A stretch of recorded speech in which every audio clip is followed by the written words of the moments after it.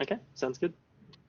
Okay, so welcome everyone to this Friday seminar. So as usual, this is advertised as statistics across campuses, but today it's organized by the statistic seminar series at UNSW. So we're very happy to have Nick Tierney. So Nick is currently based at the Telethon Kids Institute in Perth, where he works with Nick Golding. But prior to that, Nick got his PhD from QUT in stats, and before that, he was doing psychology. Was it? Yep. Yeah. So he did his PhD with Kerry Mangerson, and then moved to Monash, and worked in the group of Danny Cook, the NumBat group. And in all of his research, Nick has been very much into producing software and open source software. So it's quite natural that today is going to talk about recognizing research software in academia. So thanks, Nick, for agreeing to give the talk, and the floor is yours. Great. Okay. Well, thanks so much. Yeah, thanks so much, Boris, for inviting me. I've been looking forward to this talk, and yeah, just really pleased to be here, and it's great to see some familiar names in the group here. So hello, it's good to see you all. And in different times, I might have been there in person, and it'd be great to see you. But I'm really pleased to see you all now. And yeah, so this is my talk, recognizing research software in academia. And if you want to follow along, this link here will take you to my slides, njt-rse-unsw.netlify.app. This will be in a running footer on the bottom of the slides. And if you'd like to follow me on Twitter, I'm nj_Tierney. Okay, so I'd like to start with some interactive parts here. So I'd like to, I hope it's possible for people to throw things in the chat. I should have asked about this. What software do people use in their research here? Actually, Boris, can I just quickly check? Can I see, or like, I see R, I mean, to relay. Oh, I can see it. Great. Okay, great. So we got R mostly. Yep. Great. R. Okay. We're 3 people so far. Okay, great. So there's been 3 R's, 4 R's now. Julia, awesome. Git, great. Maple, okay, cool. Okay, awesome, great. So, and has anyone written software for their research and released it into the wild? So you can just reply with like a yes, or like even the package name or the software name. Yep, so we've got a yes. Okay, great. Yep, 3 yeses. Okay. 8-ish packages, awesome. Okay, great. So we've got people who write software with R. We've got people who've written routines in Julia. So like routines, so I don't know what the word is in Julia. I guess it's a package or a module. And yeah, okay, great. Now my third question here is, could you do your research without software? So like if you think now, like, and you stopped, if say like all software stopped working, or all those pieces of software that you just listed, could you still actually do your research? No. Okay, and so I think the point here that I'm hoping to try and make, and like I know spelling it out sometimes can seem a little bit trite, but I think it's just worthwhile doing. We do need software to do our research if we want it to work.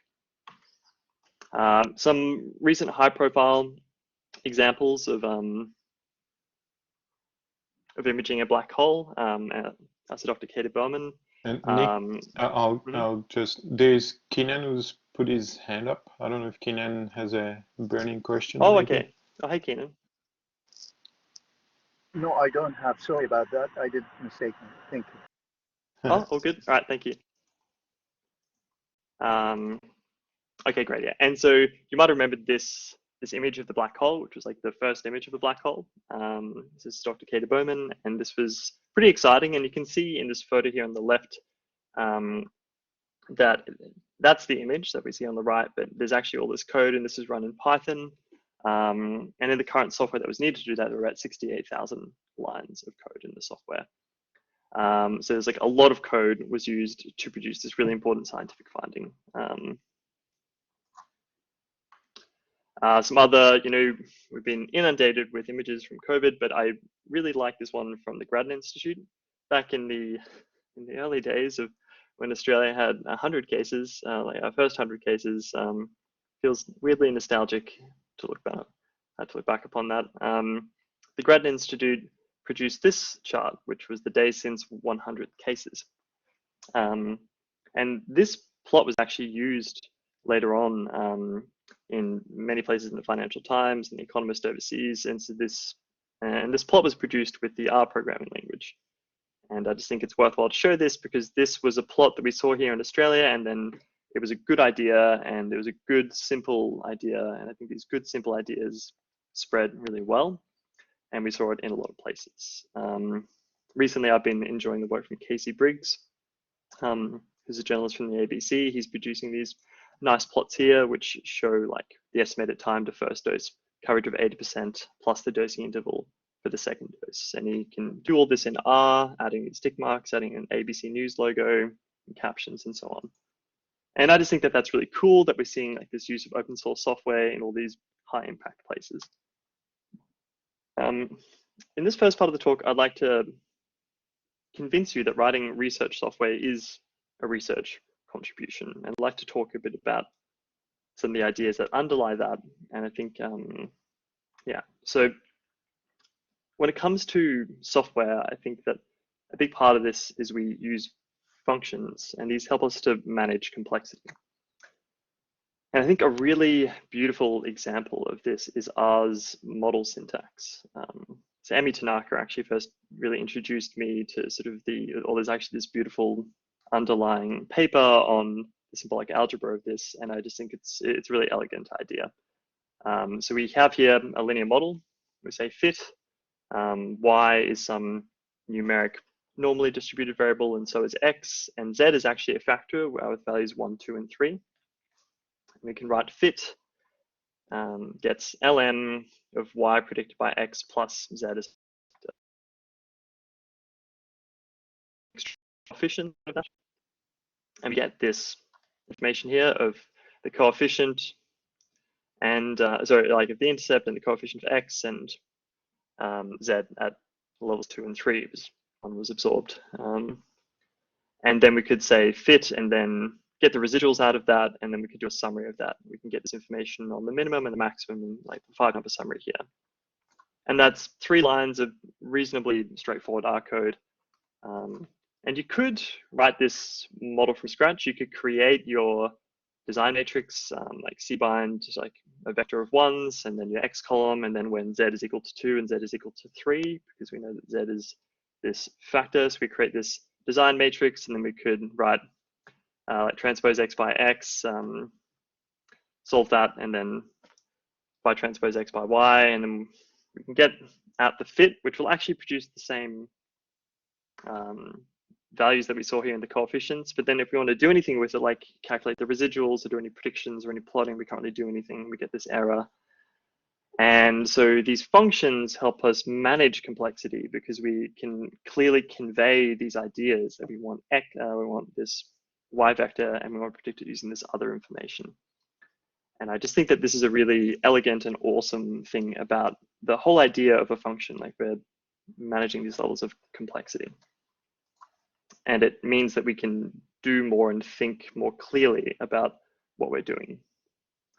Another nice example here, Leaflet to me is just a really powerful data visualization library. It is written in R, but it actually, out of this, it produces a whole bunch of JavaScript and it produces this interactive map. And so with these lines of code, I say create leaflet and then add some tiles, which are these components here.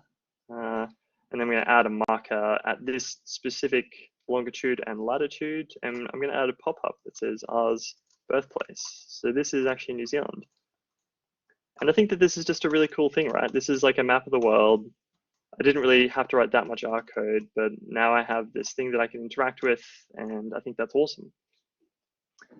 And there are these things that I can individually reason with. And I just think that that's awesome. And again, like another example of how a function can help us manage complexity. And I think that managing this complexity is tough because you need to pick the right abstraction. And I think that there's some important similarities in terms of identifying the appropriate abstractions. And there's these similarities between software and mathematics that I'd like to point out briefly. And there's what got me thinking about this was this really nice quote from this article by Jenny Bryan and Hadley Wickham, which is called Data Science, a Three-Ring Circus or a Big Tent. And this was in response to the 50 Years of Data Science paper. So this quote says, users often remark on the ease of manipulating data with dplyr, and it is natural to wonder if perhaps the task itself is trivial. We claim it is not. Many probability challenges become dramatically easier once you strike upon the right notation. In both cases, what feels like a matter of notation or syntax is really more about exploiting the right abstraction. And I think that this is a really powerful idea. Finding this right abstraction helps us manage complexity appropriately. So really simple, I think, example. This is 1 million written 3 different ways. Just 6 zeros, 3 zeros with commas, or 10 to the 6. And this scientific notation is really, really useful because if we want to do all these multiplications, we can instead write it out with citation, and suddenly this problem is a lot easier to think about because we've abstracted away some important component of it, and it allows us to think more clearly. So I just think that this is a really short, simple example of how notation can help us understand things easier in mathematics. And we even see this in statistical applications. And so there's this paper called Unmasking the Theta Method by Rob Heinemann and Baki Billa. And the abstract says, the theta method of forecasting performed particularly well in the M3 competition and is therefore of interest to forecast practitioners. The original description of the method given by Asimakopoulos and Nikolopoulos involves several pages of algebraic manipulation, but we show that the method can be expressed much more simply, and that the forecasts obtained are equivalent to simple exponentials with drift. And this is an example of some really complicated, really awesome forecasting that was done, and then an example of novel, useful contribution to say, hey, this is one way of representing things, but we can actually represent this in a much more simple way and show this is actually more similar to another problem that might be easier to think about. And this is a valued contribution. This is a paper that's attracted quite a few citations, and understanding, hearing about the story from Rob, it was also a bit controversial because the original authors were a little bit annoyed that their paper felt that that this was effectively saying that this paper, their work could be shown much more simply. But it's a useful contribution to show that there are different ways of expressing things in a simpler way. And so this next point of this talk, I'd like to say that show you how research software is critically underfunded and not acknowledged. There's this quote, which I find is a little bit funny, but also I think quite sad. And it says, every great open source math library is built on the ashes of someone's academic career. So let's talk about William Stein. So he gave this really great talk called The Origins of Sagemath, I'm Leaving Academia to Build a Company. So he was an accomplished, he did his undergraduate in computer science. He wrote a heck interpreter in C++. He went through this person Cole introduced him to both open source and Magma. I hadn't heard of Magma until I had seen this talk. It's actually a mathematics library that is developed in Sydney. And it's really awesome and really powerful for doing mathematics research. And William Stein actually went to Sydney 3 times to write a lot of Magma code. And the thing is that Magma is actually a closed source, closed development model piece of software. And it's really, really good. But you have to pay money to use it, and it's closed source. And the only way to contribute to it is to effectively go to Sydney and to work on it there. Well, that was the only way that Will could do it, because there's no openness to the software. You can't really contribute effectively. which then meant that there might have been cases where you wanted to understand how to implement something differently or how they implemented something or speed something up, and you just can't crack open that box. So in 2005, Will Stein created Sagemath as an alternative to Magma and Mathematica and Maple, just as a way to say here's a free and open source way to do mathematics research with software. And he went through a lot of trials and tribulations, and eventually in 2016, he decided to leave academia to work full-time on Sage. And so these next couple of slides and a lot of components of this talk are actually inspired by Will Stein's talk, so I'd highly recommend that you check that talk out. He talks about this person named Travis Oliphant, who also smart person, like a PhD from the Mayo Clinic in biomedical engineering, his master's and bachelor's in electrical computational engineering. He created SciPy and NumPy, and these are now the most imported machine learning projects on GitHub. So these are like really fundamental things. If you talk to people who do maths or stats in R, they usually mention NumPy or SciPy. He was a professor at Brigham Young University from 2001 to 2007, and then he applied for tenure, and his application for tenure was denied because the software was encountered. Travis then went on to have a very fulfilling career. He, I think the year after that, or like a few years after he left, he received $24 million in seed funding for a startup, and he's continued to contribute to open source, just not in academia. Jack Paulson, this was a student of Will Stein's, and he wrote to him and he wrote this. He said, "I'm sitting on an offer from Google, and I'm increasingly frustrated by continual evidence that it's more valuable to publish a litany of computational papers with no source code than to do the thankless task of developing a niche open source library. Deep mathematical software is not appreciated by either the mathematicians or the public. I've been on the fence about accepting the offer, and this conversation led me to making the difficult decision." Jack Paulson went on to have a strong career. He worked as a research scientist at Google, and he's now doing his own consulting. And we'll come back to one of the things he was working on later. The Astropy problem. So this is a paper with that title, and it discusses module called Astropy. And I'll just read you some key quotes from this paper. It's an enjoyable read. It rings true with a lot of similar themes here. So Astropy is this community effort to develop a single core package for astronomy in Python and foster interoperability between Python and astronomy packages. For 5 years, this project has been managed, written, and operated as a grassroots, self-organized, almost entirely volunteer effort, while the software is used by the majority of the astronomical community. It's funny to say the word astronomical, but referring to a community. So despite this, the project has always been and remains to this day effectively unfunded. Further, contributors receive little or no formal recognition for creating and supporting what is now critical software. And then in the talk, they discussed this point of, well, could grant bodies fund Astropy? And they had discussed this with some people who worked with NSF, so the National Science Foundation, like the ARC equivalent type thing in America. Could these grant bodies fund Astropy? And in these, like in these conversations, these weren't direct quotes from the NSF, but they said the NSF hasn't funded software development for many years now, yet software continues to be written. So it's like, why bother? Because it just appears to be written anyway, so we shouldn't need to fund it.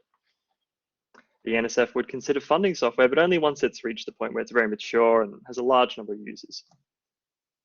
Again, so to make the point of the paper that these opinions reflect a gross misunderstanding of the amount of time and effort and expertise it takes to develop software, let alone specialized scientific software. Okay, and you might say, well, like, how important is Astropy? And there's a great quote in the paper. They say, all NASA mission pipelines, such as the venerable Hubble Space Telescope to the upcoming Nancy Grace Roman Space Telescope, they used a different acronym, but that is the telescope they're talking about, use Astropy. So it's just all of NASA's missions. It's like, oh, like it's pretty important. Oh boy.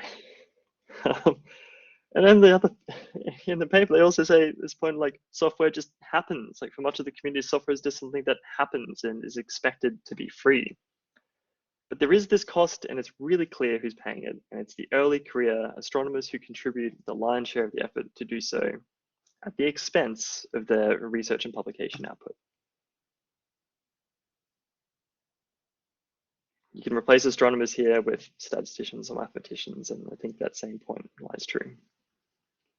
So we can think a bit more broadly. So some of these people went to work on like in industry and Google and Facebook, and who's funding the scientific software? We've got TensorFlow, we've got Keras, which is a wrapper around TensorFlow to do things like image recognition. We've got PyTorch, which is an initiative by Facebook.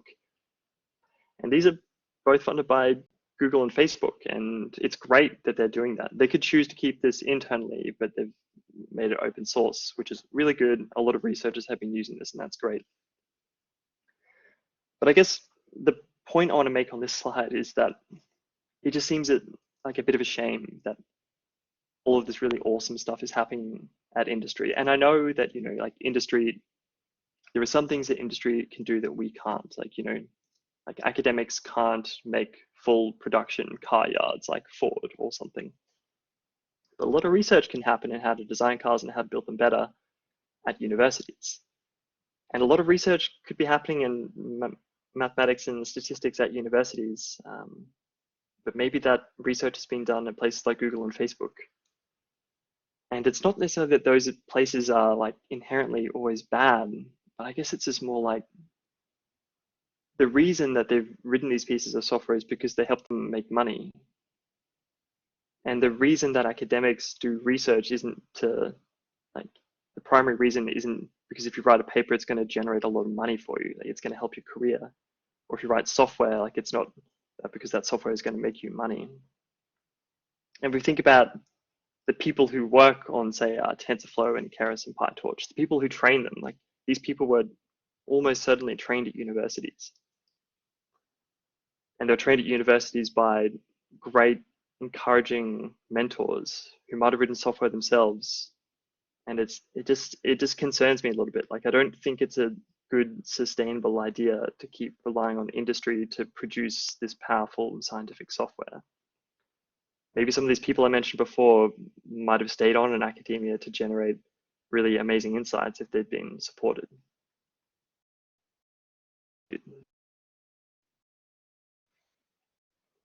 So what happens if you don't fund software? This is the Heartbleed example. So this is, I'll tell you a story. So in 2014, 2/3 of all web servers were using this thing called OpenSSL, which enables websites to securely pass credit card and other sensitive information over the internet. So OpenSSL was managed by a small handful of volunteers and one person who was paid full time. And a Google engineer stumbled on a major flaw in the OpenSSL software. And that bug was named Heartbleed. And you might remember this. This was, I think it was discovered in 2014, but this bug was introduced in 2011 and it had gone unnoticed for years. And this meant that any hacker could secure information from these web servers, like your passwords, credit card information, and other things. This was a huge deal. Like, you had to update all your passwords on basically everything because a lot of stuff had been taken out.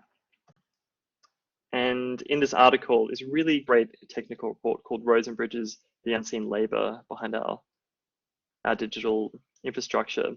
They make the point that the infrastructure is, so like they said, like the mystery is not that a few overworked volunteers missed this bug. The mystery is that it hasn't happened more often. This is just like a small team handling the software that manages credit card transactions, or like that security, and it hasn't happened more often. This is a really great report that was sponsored by the Ford Foundation, and it likens the digital infrastructure and open source software, not necessarily in science, more generally, and it likens them to roads and bridges. And I just think it's a really powerful idea to think about that software is this thing that requires upkeep and maintenance like a road or a bridge.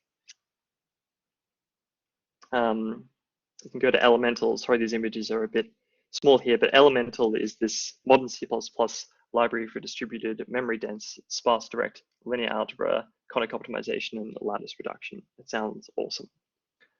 It was written by Jack Paulson, who we mentioned earlier. who decided to leave that job from Will Stein to say, I'm going to work at Google, I've had this offer. But afterwards he wrote here, there's a deprecation notice. It says Elemental has not been maintained since 2016, but the project was forked by this lab. The author stopped being interested in volunteering to develop codes, and no one has stepped up to offer after 3 years. And then he makes this point, software consists of teams of people. If you want people to continue developing a project after it ceases to be their personal interest, you should fund them for it. But he's like gone on to continue working on that software at Hodgstar.com, and as I said, he appears to have a good career. So, you know, he's doing all right, but I just think it's a worthwhile point. Now, I also want to make the point that research in some ways can be done versus software, it's more maintained. So in research, you know, and this is a generalization, you might have a 3-year research plan, you might get a survey population, get and share some data from that population, you develop a model, you write about the insights that you get from that model, and that's a lot of hard work, it's a lot of iteration, it's not like you just pull the model out of the box. You submit a paper, and like writing a paper, that's a lot of work, you have to reject, like you might get rejected, you have to revise, eventually you might publish it, paper gets published, and it's kind of done. You can kind of leave the paper there, and that research component is done. But on the other hand, if you write software and you have 3 years of funding, you create software to perform, say, some statistical modeling, and you develop the tests and the documentation and the examples of this software, and then you work out how to extend it to other niche use cases or add features requested by the community. But then it's not as if the software is ever done. You don't just like hand it over. It requires ongoing maintenance, and it requires ongoing maintenance because other parts of software change, like computer systems change, and parts of the code break and need to be fixed in the same way that cars need to be maintained and fixed, and roads and bridges need to be maintained and fixed. So there's this funny component of software where I don't think you can ever really say that the software is done. You can't say like, when are you planning on being done with that software project? It's not really done, it's going to be maintained, and it's probably going to continue to improve for many years. And so there are these software developers in academia, and can we at least give them a name? And like a name that's been proposed is a research software engineer. And so here's a brief history of research software engineers from this paper called A Not So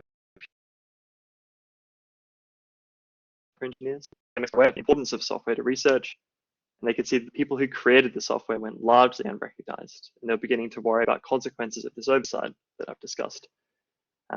So what happens when something's so vital to research, when something is so vital to research, but it's overlooked and severely under-resourced? They define a research software engineer, this is from the Society of Research Software Engineers. They combine professional software engineering expertise with an intimate understanding of research. And this society is really great. Membership is cheap, it's like £20. And they have this really nice blurb about themselves, which I just really enjoyed and want to share. They said the Society of Research Software Engineering was founded on the belief that a world which relies on software must recognize the people who develop it. So let's talk about research software engineer versus software engineers versus researchers. So let's have an example of a researcher might create a statistical model of malaria for a given region.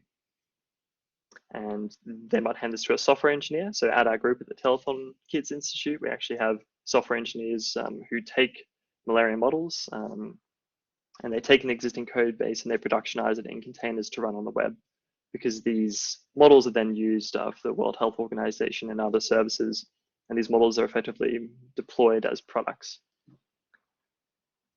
And a software engineer could take that existing code base that the researcher wrote and they just make sure it can work in a container to run on the internet. But a research software engineer might identify the abstractions, commonalities, and parts of these models and create software that lets the researcher write code that allows them to focus more directly on specific parts of the model. And so I've done this with some help from Nick Golding. This is a package called Yahtzee. It's still under development, but so Yahtzee stands for Yet Another Hierarchical Time Series Extension Expansion. We were sort of running short of names, and that was what we came up with. But the interface is this: you fit a hierarchical time series, you provide a formula. Here we say it's the prevalence of malaria plus, is is predicted by the average lower age plus the hierarchical time series of who subregion, who subregion, and country. And so these are regions that's like the smallest region, a subregion, and a country. So this is like a hierarchical type model. We then pass it this data called Malaria Africa TS. This data is actually a special thing called a Sybil, which records the time components and the other grouping components here. So it's grouped by country, and the time component here is given in this month. So what this means is that this model knows what the time and the grouping components are, and then it can fit a model using this. And this is for a very specific type of model that was being used in our research group, where they just wanted to quickly fit hierarchical time series type information using a piece of software called InLabrew. And the reason we wrote it is because I was reviewing some people's code, and I could just see that there was really common patterns, and I can't share it mostly because it was hundreds and hundreds of lines of code that was doing repetitive tasks, and I managed to boil it down into these examples. But this is what I've written, and instead there was this process where they take some data and they have to add these indicator variables that show like what group it is, because it turns out that INLA requires very specific formats for all of your data. It can't just be a region in quotes, it has to be converted to an ID. And so it saves you having to write out all this code where you'd have to create these different groups each time. It saves you having to write out all this InLabrew code where you then have to take those regions and specify the same date thing that's repeated each time, specify that it's an AR1 time, so like an autoregressive step 1 process. You have to set all these things to be false. There's a lot of common repeated things here. This group is who region ID, and this is from the who region. It's repeating a lot of things that you might not necessarily want to do. And so it means that instead of having to think about grouping them and then like getting out these groups, then you can fit this model in this specific way, you can instead write some code that more clearly describes what you want to do, which is to predict the prevalence with lower age, with some hierarchy that's specified here, with a constant time element. So we work with researchers to help design better software that they can use in their research that have been getting all this data cleaning and all this model manipulation. And this software isn't done, we're still working on it. So the sorts of things that a research software engineer does, they create software to solve research problems. We develop tools that abstract the right components to facilitate research. And this is the thing that I think is novel about creating software, is that to do it well, you have to abstract the right components. And I think that's part of the thing that distinguishes software from code. Software is intended to be used in other circumstances where you abstract across, like we're abstracting away these complexities. We also help researchers to find and learn good tools and support researchers with computational reproducibility. So I've just adapted these from Heidi Seibelt's user keynote talk, which is a really great talk about research software engineering. Briefly, I've got a bit of time. I just want to briefly talk about how I came into the RSE world. As Boris said, I did my undergrad and honors in psychology. I did my PhD in statistics. Some of the components I focused on were exploratory data analysis, specifically in missing data, and also Bayesian statistics. I then went on to work as a research fellow and then a lecturer at Monash University in the NUMBAT group with Di Cook, and Rob Hyman also runs that group. There I worked on designing and improving tools for exploratory data analysis, as well as teaching introduction to data analysis. So the sorts of tools briefly that I worked on, well, firstly, why I think it's important. So exploratory data analysis is this approach to analyze data sets to summarize their main characteristics, often with visual methods. So some of the key people here: John Schuke, Frederick Mastella, Bill Cleveland, Di Cook, Heike Hoffman, Rob Hyman, Hadley Wickham. And the reason I think exploratory data analysis is so interesting and worth it is that visualizing your data is really important. If you don't explore your data properly, you might not see these patterns here. So this is a thing called same stats, different graphs, generating data sets. So here the Y and X mean and standard deviation and correlation are basically the same, but getting all these crazy different patterns. Circles within circles, stars through to like a dinosaur. This problem is often called, I think, the Dinosaurus Rex. The Dinosaurus Rex? I'm trying to remember, like that's the, or the Statosaurus Rex perhaps.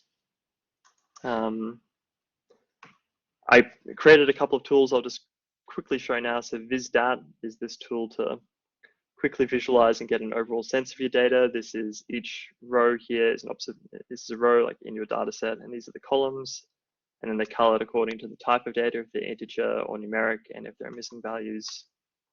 I created a Narnia package to do things like quickly visualize the number of missing values in a data set. And I also worked on the Volga package to take these spaghetti type plots and work out how to sample them so you can representatively or quickly sample them to get a quick sense of how many, or like what your data looks like. I was looking at spaghetti plots like this isn't always that useful. You can create them with these sample facets, or you can spread out all that spaghetti into an equal number of facets. So providing ways to explore longitudinal data.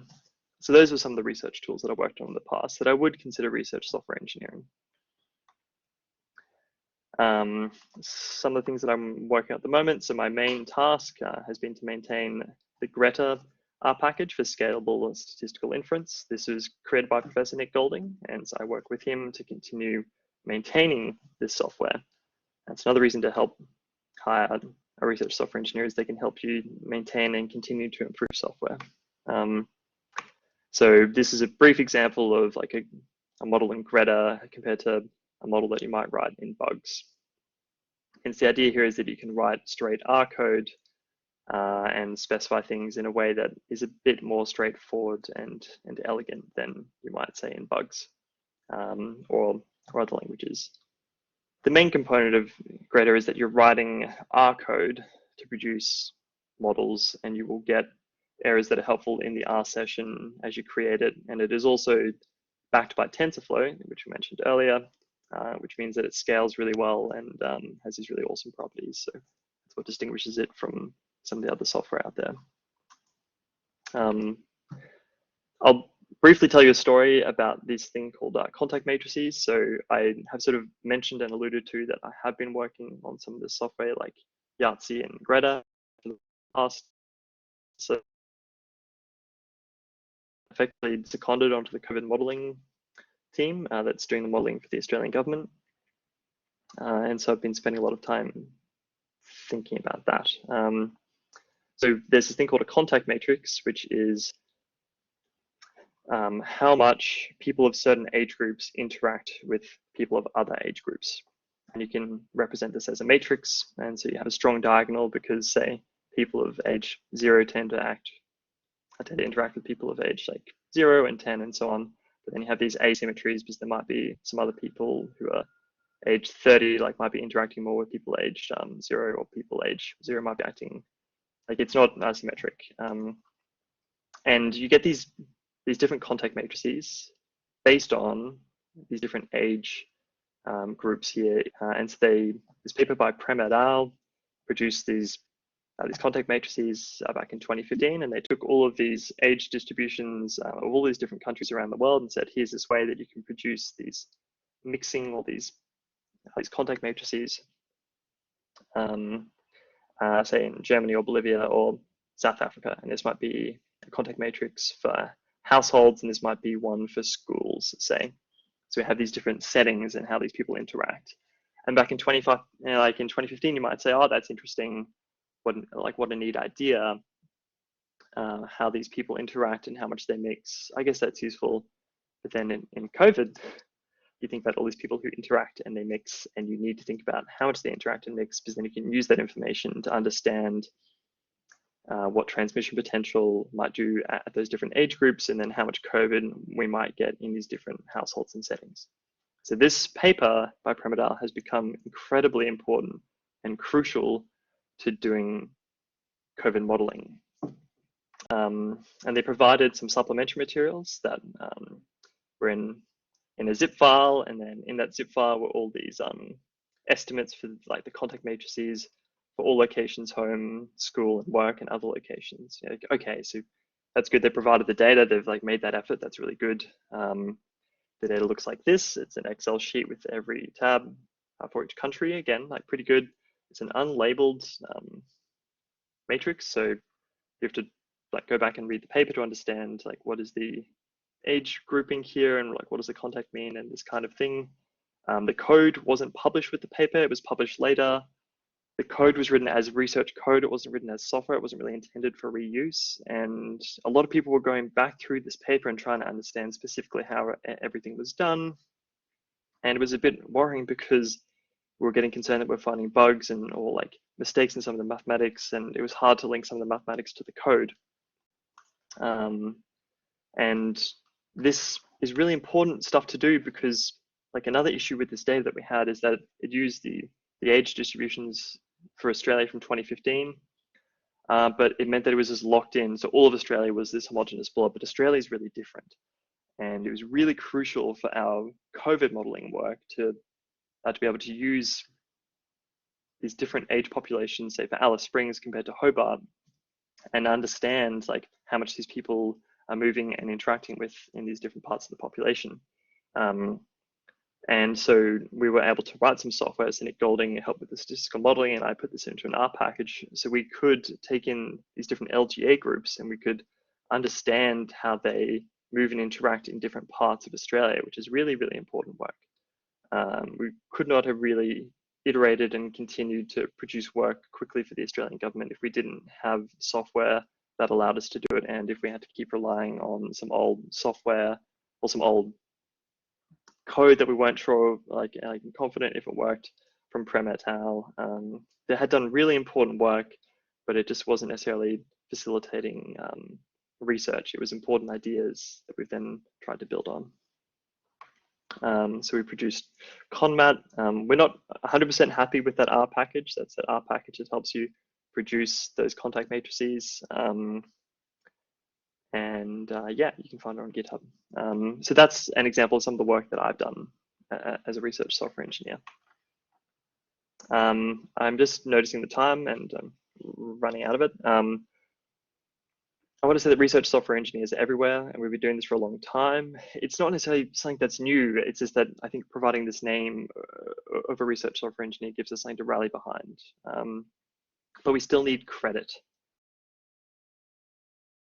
And I want to briefly talk about getting credit. Citations are this one form of credit. If you have an R package that's published on CRAN, Google Scholar will now pick up on an R package that's been cited. So my Narnia package has been cited 26 times, and that pops up in my Google Scholar profile. You can reference the monthly R package downloads with a badge like this to say how many times per month something is downloaded. But from a university or grant writing perspective, papers unfortunately count for more beans than software. But I will quickly note that Monash University has recently started crediting stat software, and I think that's a huge deal, and I just wanted to acknowledge and thank them for that, because I think that that's really powerful. They could publish software as a paper, and I think that there's some problems with this. So in the stats methods, you create a new method, you write code to implement it, you ensure the code is easy to use, you write documentation, you write tests, you write a paper about the new method, and then the reviewers review the paper, but they actually review the software or the code. I think that the issue here is that you're writing things many times. You write the method, write the code, you iterate, you write the tests, you write the documentation, and you're done. And then you have to write a whole paper. It's a lot of work. And it's not guaranteed that code is going to be reviewed. And one journal that I think is doing a really good job of addressing this is the Journal of Open Source Software. Again, you write the software, the code, the test, the documentation, but you provide a short 1 to 2 page abstract. The code gets reviewed, changes get made, the paper gets accepted, a DOI is minted. Your software is now citable because it has a DOI and it's free. JOS equals the journal, no, JOS is the Journal of Open Source Software. The JSS is the Journal of Statistical Software. That's a question that popped up. So this is a new journal, relatively new. They've now actually published 1,000 papers in the past, I think, 4 years. This is what the submission page looks like. Thanks, Emmy. You submit a title, a software version, you show where it lives online, you say what type of submission it is, you can choose your editor, you provide a message to the editors. Of course, you need to make sure there's a couple of things in your software, like a paper.md thing, but that's it. This is the submission page. It's like there's no, I had to log in with my ORC ID, but that's it. And I just think that that's exciting and worthwhile talking about. I want to briefly just walk you through what submissions look like. So they get posted like from that page onto this JOS reviews page here. We can then look at, say, like a Julia or a Python package here. So there might be like man-up, like optimization of manifolds in Julia, and someone's written this here. It's posted as an issue. There's these checkboxes, like for general checks and functionality and documentation. So the reviewers have to check that it functions, that it's documented, that it works appropriately, and it's all reviewed in public. And I think that that's really cool. So we could look at one that was published.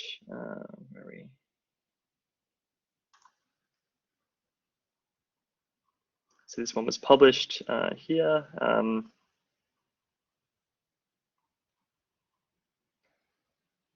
And yeah, I don't know. I just think it's great that you can do that completely in the open. So the review process is completely transparent.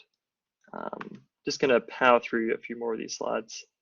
The OpenSci software review, I think, is really worthwhile looking at. It's a kind of a similar process to JOS, but they do more in-depth software review, and you can even do an expedited publishing in JOS, and so you can get your R package completely reviewed. This is specific to R, and then it can get published in JOS afterwards, and so you get a complete software review, and then you can get a published paper.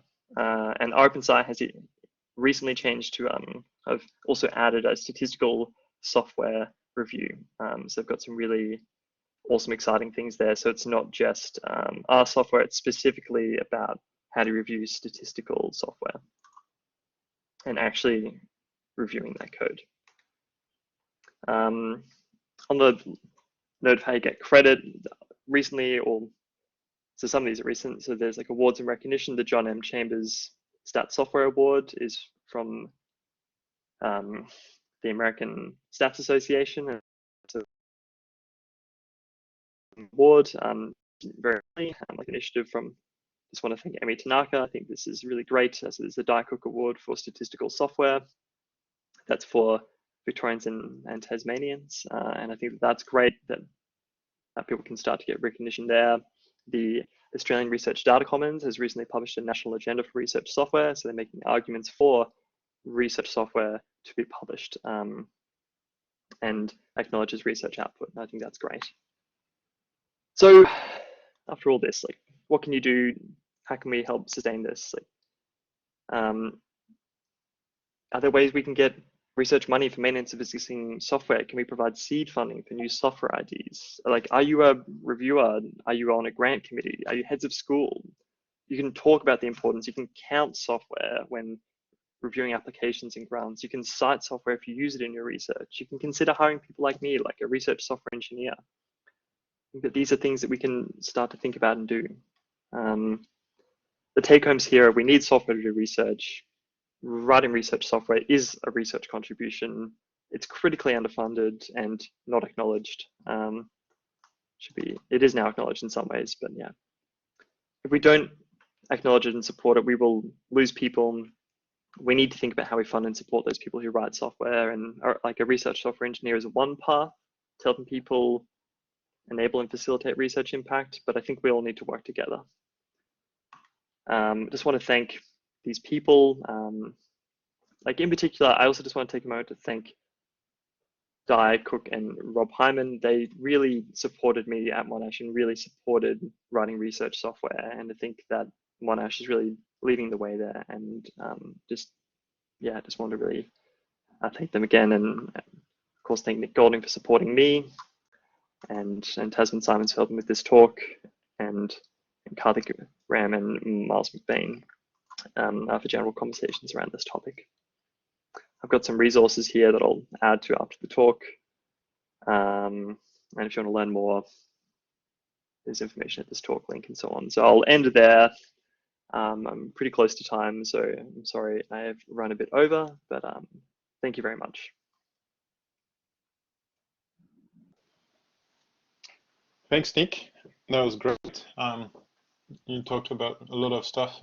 Explained us what the job was and such things. So that was really interesting. So I'll open the floor for some questions. So if anyone want to ask Nick a question, you can type it in the chat. You can unmute yourself. There's no problem.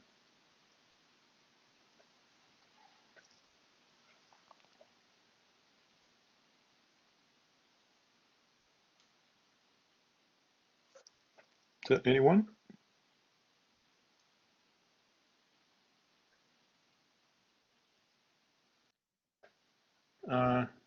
There's a comment. Oh, maybe this is not a question, but they've had, I've lost the, I don't think I can see the chat once it goes away. But they've hired like an R package developer. That's awesome. That's encouraging to see. I guess, yeah, I was, yeah. I don't know, was there a question? Yeah, so me to answer your question, I've got no idea. I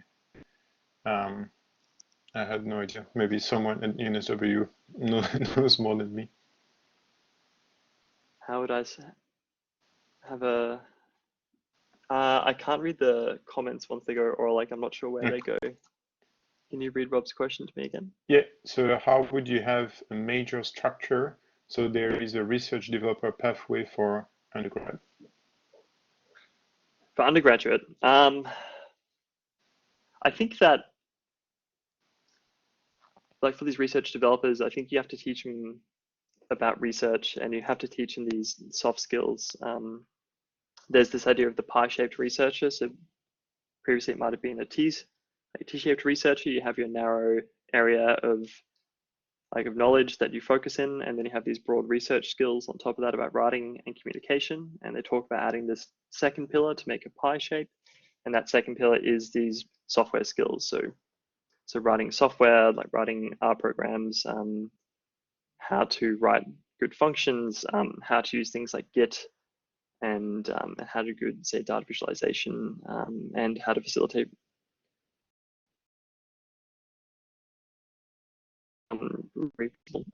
I think that the stats unit is a good place to start introducing those concepts. I think that in general, adding more core courses along those lines. Again, I'll refer back to Monash. The business school has some really awesome courses. They have courses on how to use Git to collaborate with each other. They have courses on writing R software. And so I think it's adding a couple of those electives can help really seed those people. And I don't necessarily although I think there is like a lot of skill and time that takes to acquire the skills of becoming a good programmer, at least providing a couple of elective components so people can learn more about software and then use it in their research, is what I would say.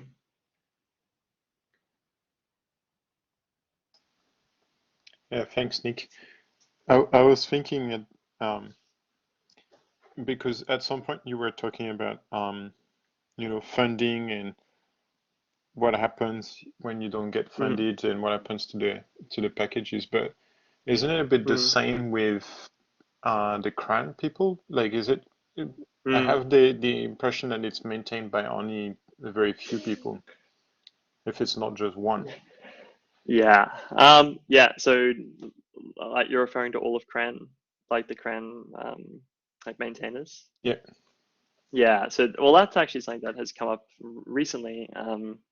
It's actually not entirely clear how many people maintain CRAN.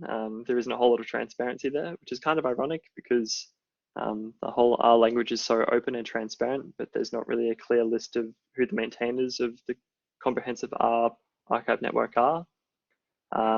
They all work very hard. There's, I think, over 18,000 R packages now, which is a huge deal. But I think we are actually close to seeing a change in that. there might be more like openness and transparency and ways to involve the community more, because I think it is something that people have been worried about for some time. We only have a couple of really hardworking volunteers, and I think that system is a little bit strained at the moment. Yeah, it's a really good question. Like, who's maintaining CRAN? And the answer is, like, we think it's 5 or 6 people, but we're not sure. And that's, I think, a problem. Yeah. Yeah, 5, 6 people when you have, as you say, 18,000 R packages, and it seems like whenever there is an update, you might have big problems. I'm just thinking recently I had an email from CRAN saying that one of my package dependency was going to get removed or archived because no one was maintaining it. And I was like, okay, I have just one function to change. That's going to be quick. I quickly changed the function, but then when I was re-uploading the package, they had changed some stuff, and then it took me like about a week to to get it up and running again on CRAN. So yeah, I guess there is it's a pretty the equilibrium is there, but it's maybe a bit shaky sometimes. Yeah, and yeah, go for it, Pavel. That's one good remedy for this is continuous integration. Particularly now, GitHub has made it very easy. Previously, you had to use external sites like Travis CI and app there, but now GitHub has made it pretty easy with GitHub Actions to basically run RCMD check on your package every time you push any kind of a change, and that includes running it on the development version of R, which is what they usually force you to comply with, and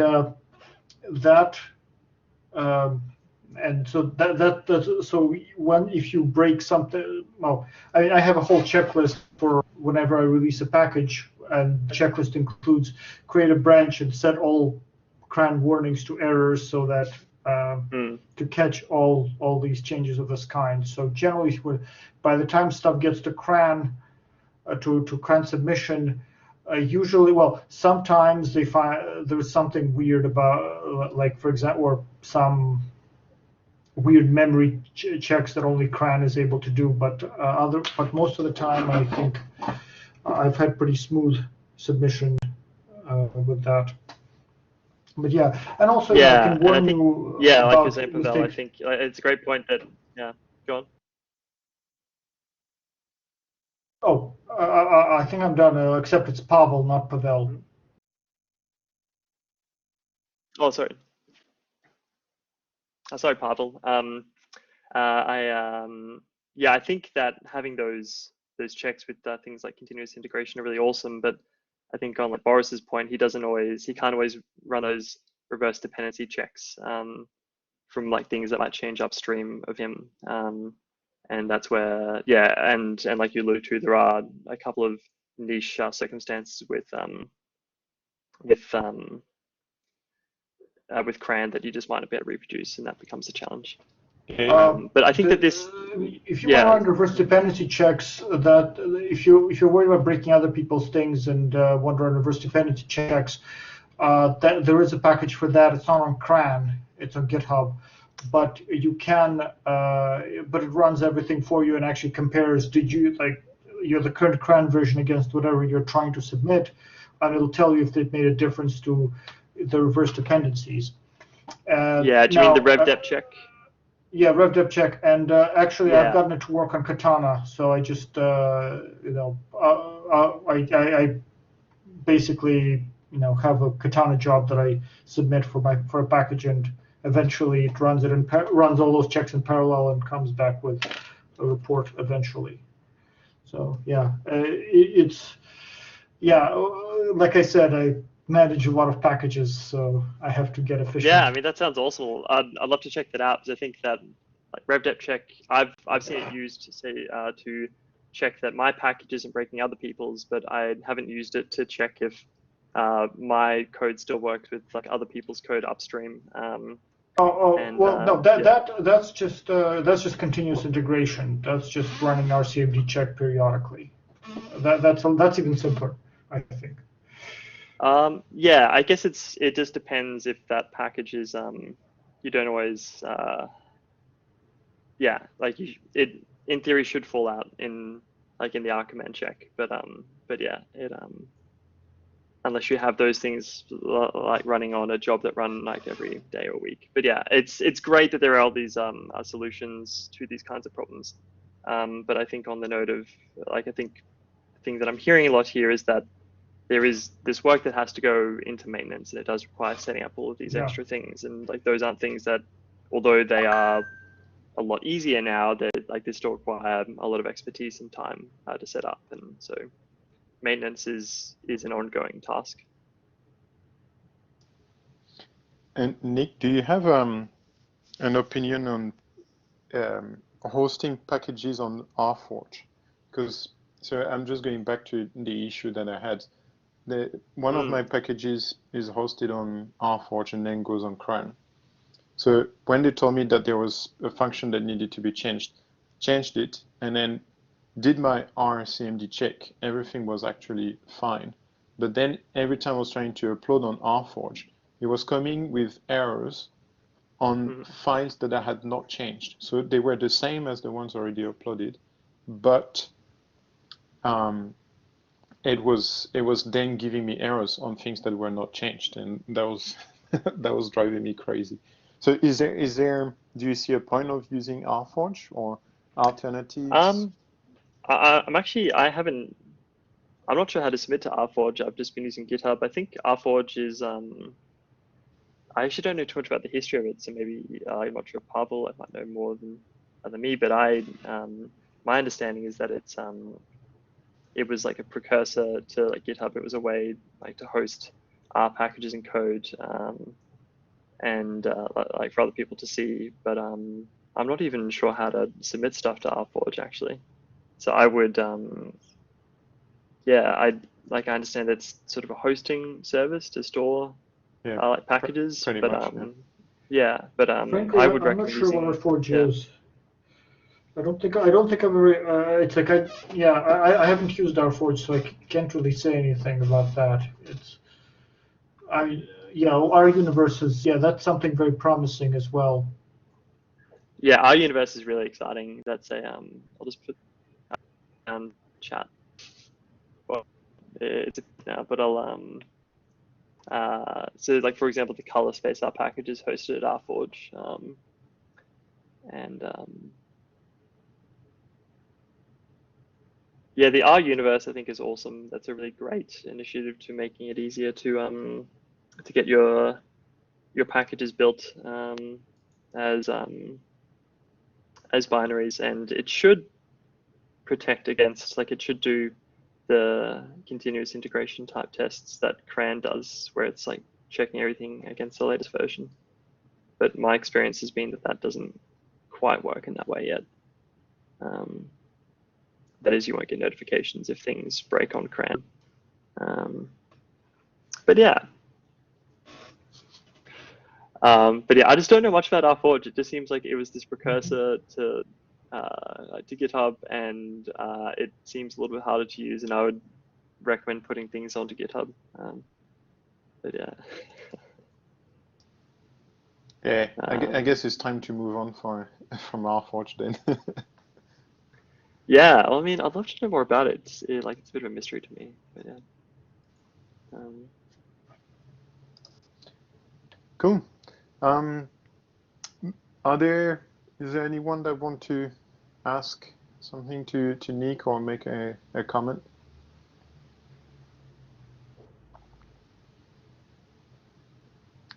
Okay, well, if not, I think we can thank you, Nick. We've held you for long enough now. Oh, great. Well, thank you so much for having me, and yeah, and thanks, Amy. I think it is good to have these conversations. It's yeah. Thanks, Robin, and it's nice to meet you all. And yeah. Yeah. Thanks, Nick, and the video will be posted on the School of Maths and Stats YouTube channel, and it'll be put on the SACS blog, so anyone can watch Awesome. it again. And I can give you the Okay, great. link if you want to use it. Yeah, that'd be really great. Awesome, thank you. That's all right. Have a good Friday, everyone. Thanks, Boris. Cheers. Bye. Thanks, bye.